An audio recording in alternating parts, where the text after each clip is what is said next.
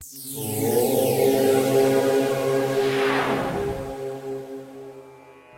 मानक मोर नमस्कार। जोगर जोगी कार्यक्रम को आपण मानक स्वागत करुछि।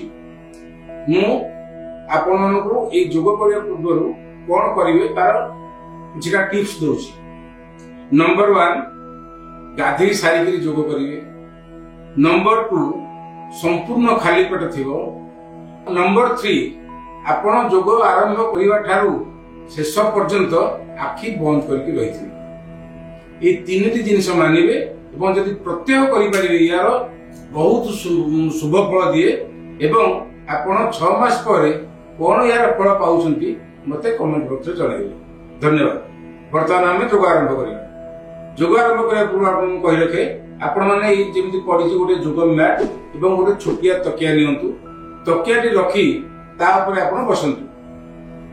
सेथिरे कोन फल मिले ना आपनकर मेरुदंडटा आपनकर पूरा स्ट्रेट रहे। जो मानकर से दरकार नहीं निजे तळे बसिकरी चका पकेरी बसिले भी आपनकर अंटा सीधा रही पारुची से मानको तकिया दरकार नहीं। आ जो माने चका पकेरी बसि पार नाहंती से माने चौकी रे बसिकरी भी जोग करि पारिबे। तबे हम चलंतु जोग आरंभ करिया। ओंकार शब्द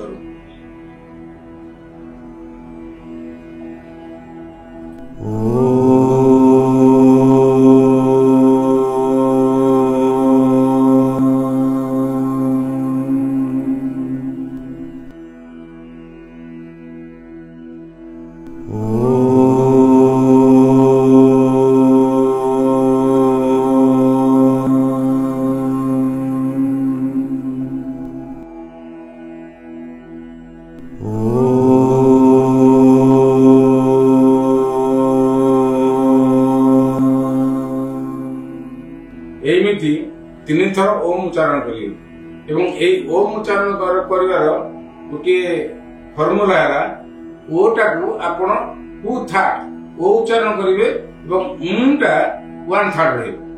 ओ बोले ओम उच्चारण ठीक रहे। तापर हम आसीबा गायत्री 10 थर जपिबे। ओम आरंभ करियाठू आखि बंद रखिथिबे शेष पर्यंत। वर्तमान हम आसीबा गायत्री ध्यान करेंगे। नजर को आप रखु ललाट उपर तापर आप 10 थर गायत्री जप करंतु।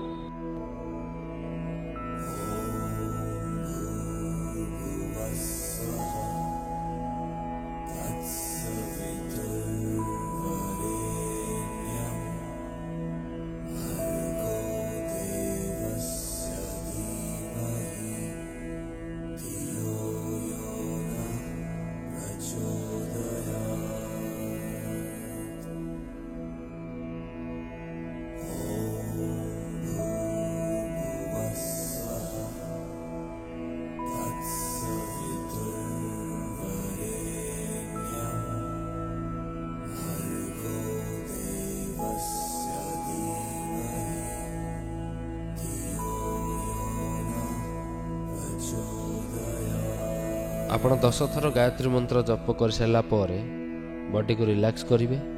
तापर 2 गोड़ को सामना को रखिए। 2 गोड़र दूरता 1 फुट रहिबा दरकार। धीरे धीरे क्लॉक वाइज आपण को 2 पाद को बुलेबे। एही भली भाबे 5 थर क्लॉक वाइज 5 थर एंटी क्लॉक वाइज 2 पाद को बुलांतु। नली गोड़ पर आमे जीवा आंठू रे एक्सरसाइज करी। ठीक सही भली भाबे जो पोजिशन रे आपण थिले आगो को गोड़ रखिकी पाद 2टी को आपणक आड़ को टाणी 10 सेकेंड रखी पाद को रिलैक्स करंतु। एही परी 10 थर करंतु। एही एक्सरसाइज करिवा द्वारा आंठू रे आपणकर सस तयारी हुए जहा द्वारा आंठू रोगर मध्य आपण उपशम पाई परिबे। आंठू परे आमे जंघर एक्सरसाइज करिबा। 2 गोड़ को 2 पाद जोड़ी की रखंतु जमिति बटरफ्लाई आकृतिर देखा जिवो। एहा करिबा द्वारा अंटा जंघ रक्त संचालन जनित समस्या दूर होई पारिबा।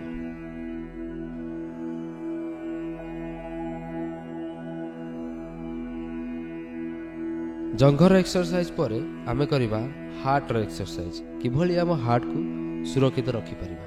2 हाथ को निजर आंठू ऊपर रखिबा।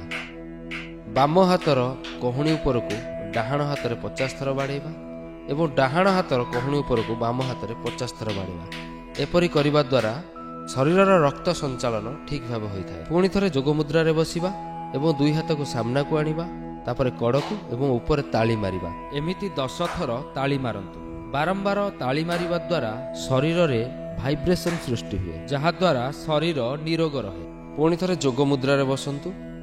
ତାପରେ ଧୀରେ ଧୀରେ ନିଶ୍ୱାସ ନିଅନ୍ତୁ। ନିଶ୍ୱାସ ନେବା ସହିତ ଡାହାଣ ଓ ବାମ ହାତ ପରସ୍ପର ପିଠି ଉପରେ ଛୁଇଁବାକୁ ଚେଷ୍ଟା କରନ୍ତୁ। ନିଶ୍ୱାସ ଛାଡ଼ିବା ସହିତ ଦୁଇ ହାତକୁ ରିଲିଜ୍ କରନ୍ତୁ। ପୁଣି ଥରେ ଯୋଗ ମୁଦ୍ରାକୁ ଫେରନ୍ତୁ। ଏହିପରି 10 ଥର କରନ୍ତୁ। ଯୋଗ ମୁଦ୍ରାରେ ବସିବେ ଏବଂ ଦୁଇ ହାତକୁ ଆପଣଙ୍କ ମୁଖ ସମ୍ମୁଖକୁ ଆଣିବେ। ଦୁଇ ହାତକୁ ମୁଠା କରିବେ। ଧୀରେ ଧୀରେ ଷ୍ଟ୍ରେଚ୍ କରିବେ। ନିଶ୍ୱାସ ନେବା ସହିତ ଷ୍ଟ୍ରେଚ୍ କରିବେ। ନିଶ୍ୱାସ ଛାଡ଼ିବା ବେଳେ ହାତକୁ ରିଲାକ୍ସ କରିବେ। ଏମିତି ପ୍ରାୟ 10ରୁ 15 ଥର କରନ୍ତୁ। ଯୋଗ ମୁଦ୍ରାରେ ବସନ୍ତୁ, ଯେମିତିକି ଆପଣଙ୍କ ବଡି ପୁରା ଷ୍ଟ୍ରେଟ୍ ରହିବ। ଛାତି ଉପରେ ଆପଣଙ୍କ ମୁହଁ ମାଡ଼ିକି ରଖନ୍ତୁ। ନିଶ୍ୱାସ ନେବା ସହିତ କ୍ଲକ୍ ୱାଇଜ୍ ମୁଣ୍ଡକୁ ବୁଲାନ୍ତୁ। ଯେତେବେଳେ ମୁଣ୍ଡ ଆପଣଙ୍କ ଶରୀର ସହିତ ଷ୍ଟ୍ରେଟ୍ ଲାଇନ୍ରେ ରହିବ, ସେହି ସମୟରେ ନିଶ୍ୱାସ ଛାଡ଼ିବା ସହିତ ମୁଣ୍ଡକୁ ପୁଣି ଥରେ ପୂର୍ବ ଅବସ୍ଥାକୁ ଫେରାଇ ଆଣନ୍ତୁ। ଏହିଭଳି ଭାବେ କ୍ଲକ୍ ୱାଇଜ୍ 3ରୁ 5 ଥର କରନ୍ତୁ। ଆଣ୍ଟି କ୍ଲକ୍ ୱାଇଜ୍ 3ରୁ 5 ଥର କରନ୍ତୁ।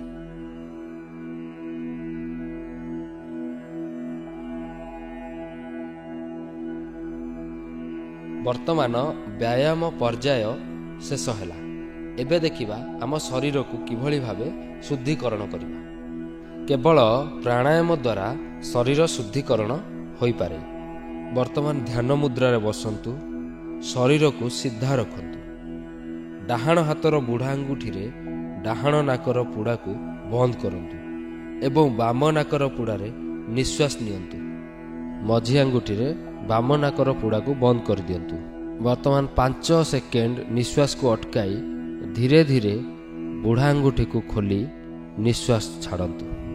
ପୁଣି ଡାହାଣ ପୁଡ଼ାରେ ନିଶ୍ୱାସ ନେଇ 5 ସେକେଣ୍ଡ ନିଶ୍ୱାସ ଅଟକାଇ ଡାହାଣ ପଟେ ଛାଡ଼ନ୍ତୁ। ଏହିଭଳି ବାମରୁ ଡାହାଣ 8ରୁ 10 ଥର ଏବଂ ଡାହାଣରୁ ବାମ 8ରୁ 10 ଥର କରନ୍ତୁ। ନିଶ୍ୱାସ ନେବା ସମୟରେ ଆପଣଙ୍କ ମନ ଆଖିରେ ଅନୁଭବ କରିବେ ଯେ ପଜିଟିଭ୍ ଏନର୍ଜି ଆପଣଙ୍କ ଦେହ ଭିତରକୁ ଯାଉଛି। ସେହିପରି ଭାବେ ନିଶ୍ୱାସ ଛାଡ଼ିବା ସମୟରେ ଆପଣ ଅନୁଭବ କରିବେ ଯେ ଆପଣଙ୍କ ଦେହରେ ଥିବା ନେଗେଟିଭ୍ ଏନର୍ଜି ସବୁ ବାହାରକୁ ବାହାରି ଆସୁଛି। ବର୍ତ୍ତମାନ ଆପଣ ଧ୍ୟାନ ମୁଦ୍ରାରେ ବସନ୍ତୁ। ପାଟି ପଟେ ନିଶ୍ୱାସ ନିଅନ୍ତୁ, ନାକ ପଟେ ନିଶ୍ୱାସ ଛାଡ଼ନ୍ତୁ।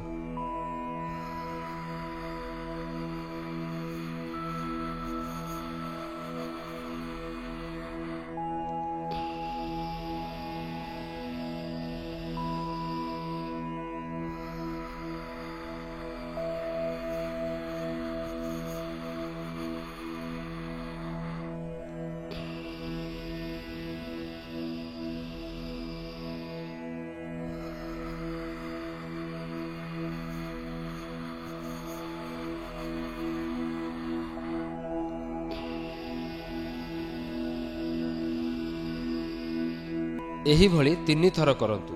ଏହି ପ୍ରକ୍ରିୟା କରିବା ସମୟରେ ଆପଣ ଅନୁଭବ କରନ୍ତୁ ଯେ ଆପଣଙ୍କ ସମ୍ପୂର୍ଣ୍ଣ ଶରୀରଟି ଯେଭଳି ସ୍କାନ୍ ହେଉଛି।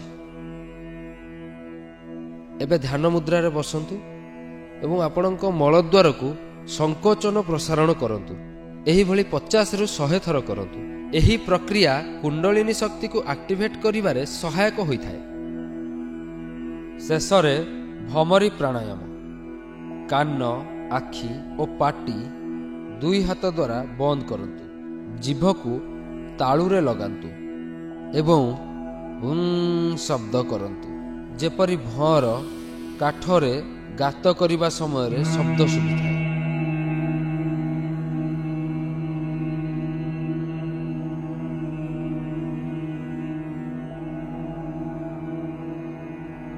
ଏହି ପ୍ରାଣାୟାମ 3ରୁ 5 ଥର କରିବେ।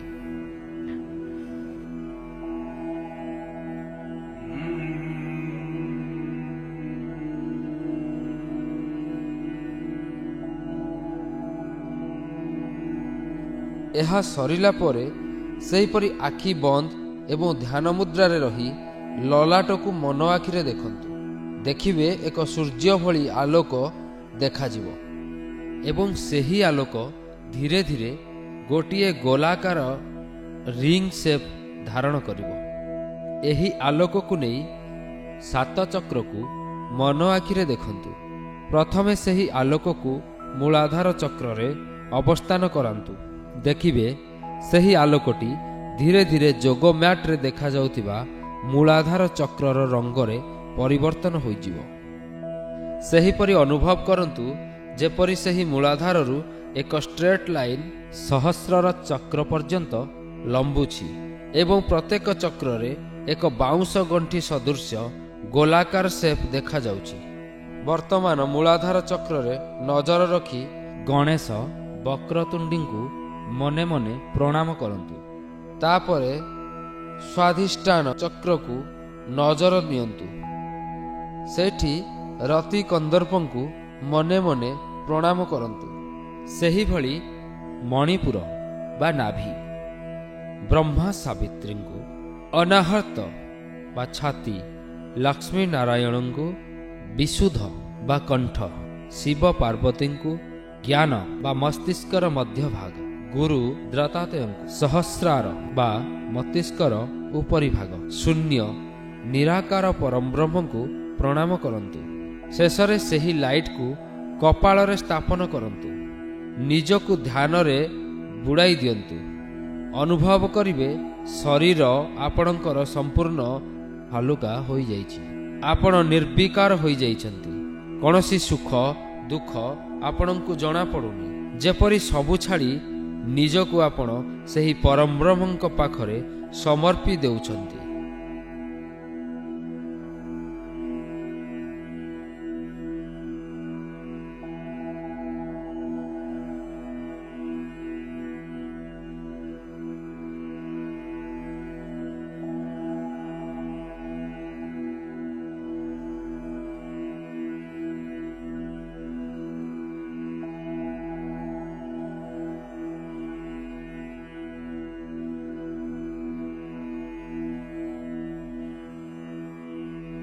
ଶେଷ ପର୍ଯ୍ୟାୟରେ ନିଜର ଇଷ୍ଟଙ୍କୁ ପ୍ରଣାମ ଜଣାନ୍ତୁ।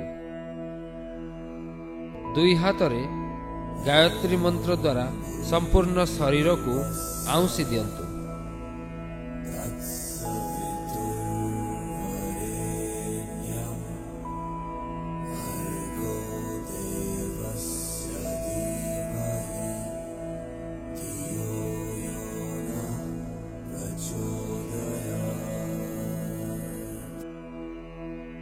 ଦୁଇ ହାତ ପାପୁଲିକୁ ଘର୍ଷଣ କରନ୍ତୁ ଏବଂ ଘଷିବା ସମୟରେ ଗୁରୁ ମନ୍ତ୍ର ଜପ କରନ୍ତୁ କିମ୍ବା ହରେ କୃଷ୍ଣ କୃଷ୍ଣ କୃଷ୍ଣ ହରେ ହରେ, ହରେ ରାମ ରାମ ରାମ ହରେ ହରେ ମନେ ମନେ ଜପନ୍ତୁ। ହାତ ପାପୁଲିର ଉଷ୍ମତା ମୁହଁରେ, କଣ୍ଠରେ ଏବଂ ହୃଦୟରେ ନିଅନ୍ତୁ। ଏହିପରି 3 ଥର କରିବା ପରେ ଆଖି ଆଗରେ 2 ପାପୁଲିକୁ ଖୋଲା ରଖି ଧୀରେ ଧୀରେ ଆଖି ଖୋଲନ୍ତୁ ଏବଂ ପ୍ରଥମେ 2 ହାତର ପାପୁଲିକୁ ଦେଖନ୍ତୁ। ବର୍ତ୍ତମାନ ଆପଣଙ୍କ ଯୋଗ ଶେଷ ହୋଇଛି। ପରବର୍ତ୍ତୀ ଅଧ୍ୟାୟରେ ଦେଖିବେ କୁଣ୍ଡଳିନୀ ସାଧନା ଏବଂ ବିଭିନ୍ନ ପ୍ରତିବନ୍ଧକୁ ଅତିକ୍ରମ କରିବାର ଉପାୟ।